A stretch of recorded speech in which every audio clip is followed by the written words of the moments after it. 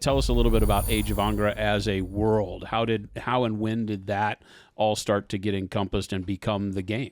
Yeah, I love mythology. Like most nerds, it's a lot of fun. I also love the Middle East, and I find it underutilized. Like I really wish it was in more products, video games, movie. Crazy, I right? want to see it more. It's so rich and it's so diverse, actually. So the world came from me thinking about. I would love to tap some kind of mythology in this concept where it's mythical creatures fighting each other, and I kind of ended up in this. In this little known like religious cultural idea of Zoroastrianism and all the culture and religion that touches, and it was just full of incredible ideas and creatures and folklore already. So starting from there, just like a world kind of started to open up, and I just leaned into it. So yeah, it kind of started with a love of the region. Awesome. Yeah. Mm-hmm. Yeah, it's funny because that kind of cradle of humanity, if you will, for much of the world has got such a history rich and steeped in this mythology of various. I don't want to say brands, but you get my drift. Yeah. There's so many buckets of really Yes. cool things, Yeah. whether it's the North African side of Yep. it, right? The Mediterranean end of it and all of that. There's so much happening there Yes. that's all different, Yeah. right? So it really does make a really good kind of cornucopia of really neat stuff that you can pull 100%. from. We've talked a lot about mechanics, what led you to those mechanics, how they affect the game world. Let's talk a little bit more about that world and the style of Angra and what brought that about. You're a guy with a big focus on the visual Yeah. because you're a designer. For sure. And so when you started thinking about making this game, what was the chicken and what was the egg for you? Did you have a look in mind when you said, I'm going to make this game? Or did the look evolve out of the mechanics, or kind of a combo of both? Sure. I would say that I did develop a visual motif for the monsters first, for sure. I mean, to me that's kind of the exciting part, is what do they look like, what do they feel like, what's going on in your head while you look at them. So it started there for sure. World stuff didn't really happen until later in development. A big part of the development on these card games is thinking about how I do make video games. What would this look and feel like if it was a video game? And that's a lot of fun to chew on while creative decisions are being made. So the world stuff came later, but it had almost everything to do with how would this look and feel like as a game, where you've got a big open world and you can see the background outside the combat environment. And so that's where shepherds started to come out. That's where these larger ideas of like, what are the different species, like all these things started to emerge later, once the game was fun and once I myself am getting excited about how would this be a video game. So yeah, I would say the world came later, but it also didn't struggle to come out. Like at that point, there was so much fun, pent up, conceptual things happening that once I sort of leaned into it, it just started flowing. So yeah. Did any of the world and visual bring new mechanics to the table? You mentioned the shepherds kind of Yeah. flowed out of that. Was that a mechanic that didn't exist in the beginning? Yeah, the shepherds are a perfect example of that. There were no shepherds in the beginning. I found myself wanting to add one more knob to the team of two monsters, and that's the first thing that came to mind. It's like, if we've got this world with these like very powerful, sophisticated creatures, what is the powerful, sophisticated person that would be directing the team? And that's where shepherds came from. And so inside the world, I like the idea. We're kind of coming back to the monster battlers growing up idea, like so traditionally you have children with dragons and beasts, and like that's so fun, but it's also not practical, it's not grounded, it's really silly. So a lot of it was thinking, in a world full of very dangerous, sophisticated creatures, what does this person look like? And yeah, it went from there, and I had so much fun with it because I'm imagining, how you would have a variety of these people. You've got people who are very respectful and want to heal, and then you've got these shepherds that are very like, maybe they're kind of like slave drivers and they're hurting the Asura to get more out of them. And so it was really fun going the adult version of the monster battler controller, so to speak. But yeah, that's 100% world based for sure. That's awesome. Yeah. Did you find that as you came up with the shepherds in particular, that then you introduced that in, did it break things that you had to then go back and retune from start in the base mechanics? Luckily, no, because I think we had, I mean, I think I'd been testing for maybe 8 or 9 months before Shepherds come in. Hundreds of games at that point. So I think luckily I had enough of the system sort of in my bones already that it came out pretty tempered. And I think in fact with the Shepherds, they got turned up more times than they got turned down. Oh, okay. So yeah, so it was you kind of knew what not to touch. You knew what worked and how to. It was a fortunate situation in which they landed on the table pretty tempered. And really the main struggle was just making them each feel thematic and distinct. Yeah. And that sorted itself out pretty quickly and easily. Yeah. Very cool. So with Angra, a lot of the art is very colorful, very bright, very lively for such a what could be considered to be a more dark theme. Yeah. The world of Angra is not a pretty world in the sense of what's going on. Sure. So talk to me a little bit about how you chose the design cues that wound up becoming this game. Yeah. So you're absolutely right. It is a very colorful presentation. It's all very vivid. I personally like a vivid palette for sure, even if something's dark.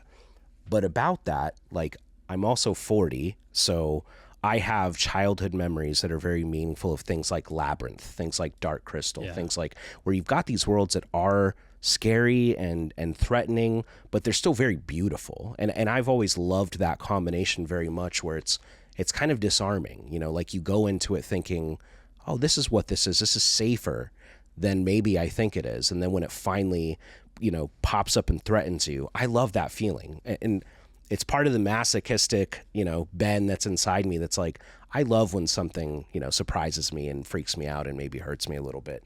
But I'll always love that combo. I think everything I ever do will probably be very colorful, even if it's got a nasty, dark undercurrent. Yeah, that's just part of me. Yeah, it's weird because it brings out a different sense of reality, right? The sun is shining, things are reflective and bright and vivid as you speak. They can still run you over. Yep, you know, 100%. That bright red truck will still floor you, right? Oh, this truck is so beautiful. Yeah, exactly. Yeah, brand new paint job still ran me over. Still wound up flat on the street. Yeah, I love and that. Angra has a lot of that feel to it. It's a very bright and vivid game. The backgrounds, the art style, the nice blue box, all of it comes together and gives you a feel of warmth. Yeah. Right? Mm-hmm. As you stomp your opponent's butt. So it's a really cool dichotomy that works there. Yeah. So we've talked about how the world in its bright and cheery presentation in some instances kind of is a little misleading to the darkness that's happening. Let's dive a little more into the lore. Yeah. You mentioned that the world building kind of came out of the fundamentals of the mechanics and what you wanted the game to be like. And then you found your way through with shepherds and what they're doing and why they're doing it. Delve a little bit more into the world of Angra. Where does that story begin? How do I become a battle shepherd that now has to deal with these monstrous beings? Were they always here? Let's take a little bit of look at that. So the Asura are these, you know, mythological creatures that all come from a sort of abstracted divine realm. So in the world, there's a divine realm where the gods live, and there's a whole ecosystem and a culture, and it was its own place. And humans sort of ripped a hole in it, and now these creatures have spilled through and continue to spill through. So an Asura is sort of a umbrella term for these mythological creatures that came through this breach. Shepherds are mundane humans for the most part, but whose inner magic sort of got awakened by this event, and they found that they now can understand Asura. They can now interact with them in specific ways. They can now speak with them in specific ways. So almost all of this has to do with this specific event and the aftermath of it. And it's a whole lot of magic and myth that wasn't there in the world before, and now it's there, and everyone is figuring it out together. And so the important premise is that we haven't fully figured it out. Like we don't We don't understand politically, culturally, socially exactly how this is supposed to work because they're kind of stuck here. And so a lot of that more kind of mature idea for me that I like a lot is humans living alongside these creatures in this world that was theirs and was safe and was quiet and is now infinitely more dangerous and scary because these creatures are here. And so we've got this event in the not too distant past, and what we're seeing in the Age of Angra is these people have emerged who it's this event, sort of unlocked their own inner magic, so to speak. And the shepherd has chosen to collaborate with Asura to some end. It isn't a cut and dry end because it's a world in which you've got a lot of people with a lot of motivations and there isn't one major bad guy. I would say that the biggest tension is that you've got Asura with different motivations. Some of them want to go back home. Some of them want to stay here really badly. And so you've got this sort of broad motivational spectrum with the Asura, and that tension with people, because you've got people who are like, oh, this is scary. I don't want these creatures here. And then you've got some going, but they're amazing. They should stay here. We should live with them. So it's kind of that classic political idea of how do we make these two dramatically different groups function. And so that's sort of the core premise of the world. It's like do you view these as invaders or do you view these as newcomers to broaden your world? And, absolutely. And that scope exists and can exist in multiple ways across all of them. There's no clear delineation of good and bad in Angra, which is very unique. And that it is a fighting game, and much like we discussed with those classic fighting games where you have a screen full of characters you can pick. In the story, maybe some of them are the baddies and some of them are the Boy Scout good guys. But there's a lot of gray area there of people that are more mercenary. And Angra feels like it's in that mercenary stage where people are figuring it out, and that's really awesome. I love how you've taken some of the mundane, I would say, of daily life and injected it into the story of Angra. The idea of what has this done to farming? What has this done to social structures amongst the people in the cities as these mythological, kind of... I don't want to say they're godlike, but to a normal human, these are godlike creatures. Yes. And they're just roaming the streets. You're encountering them in dark alleys. And, not knowing what's happening.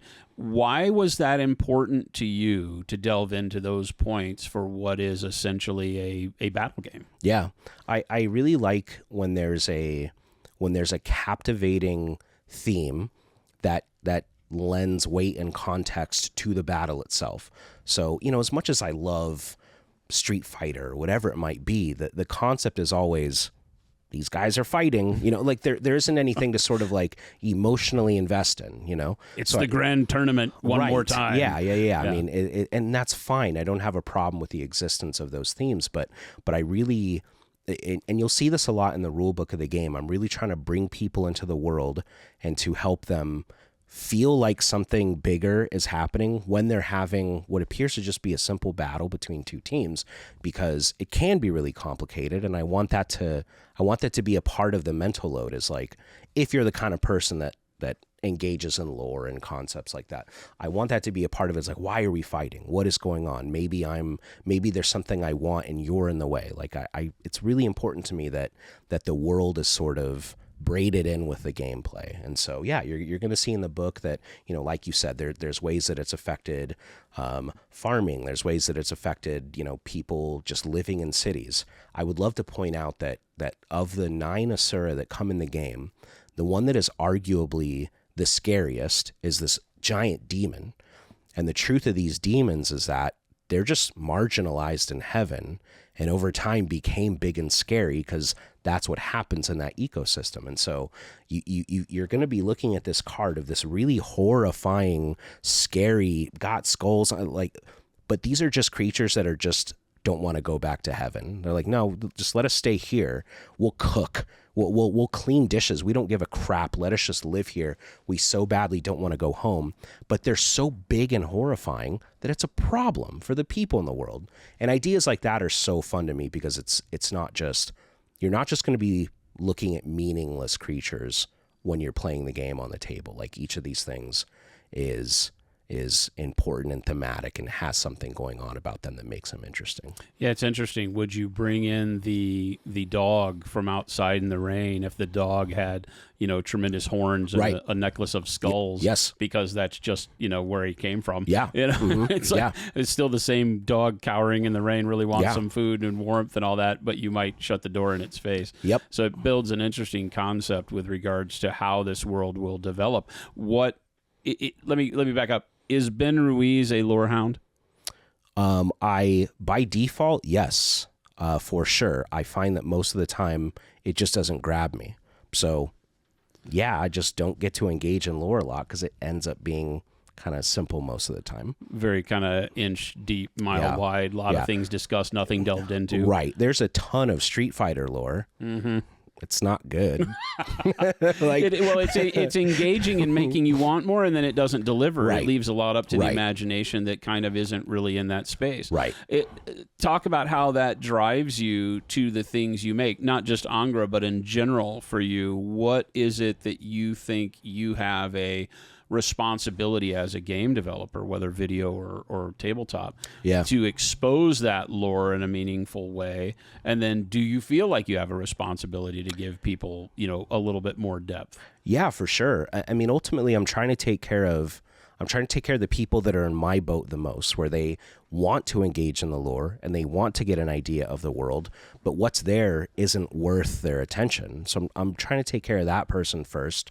I'm biased, but but I also want to make sure that anyone who just by default cares about the lore and is going to read it anyway has something accessible and interesting and grounded to go off of. Like I think you can have the most fantastic idea in the world, but if some part of it is relatable, if some part of it has an analog to real life, then I think it just automatically has more juice. And so, like you said, like this metaphor of the dog, anyone can understand that. When you've got something like, not to keep picking on fighting games, but when you have a rain god in a tournament in this hell dimension, and that's the end of it, no part of that makes sense to my life. I can't attach to that. I can't. It's like we came into the movie halfway through, right, and saw from the half point to the end, and you didn't have all the context. Right. Yeah, for sure. Yeah, that's interesting. How do you envision Angra moving with regards to that? If someone were to get the base game, find their favorite Asura, maybe pick a shepherd they really love, really delve into it, do you see more lore coming? Are you? Oh, for sure. Because there's so much lore in the game already. We're in a situation where there's no need for a back of a card.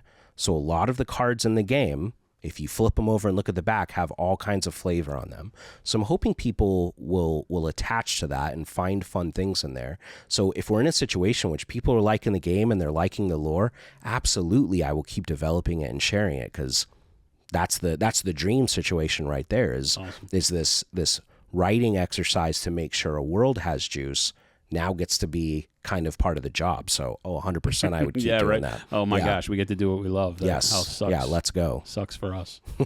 Ben, always a pleasure. Thanks for coming on. For sure. Really enjoyed it. If you'd like to catch more about Age of Angra or Dino God, check the links in the description below, and we'll catch you on the next one.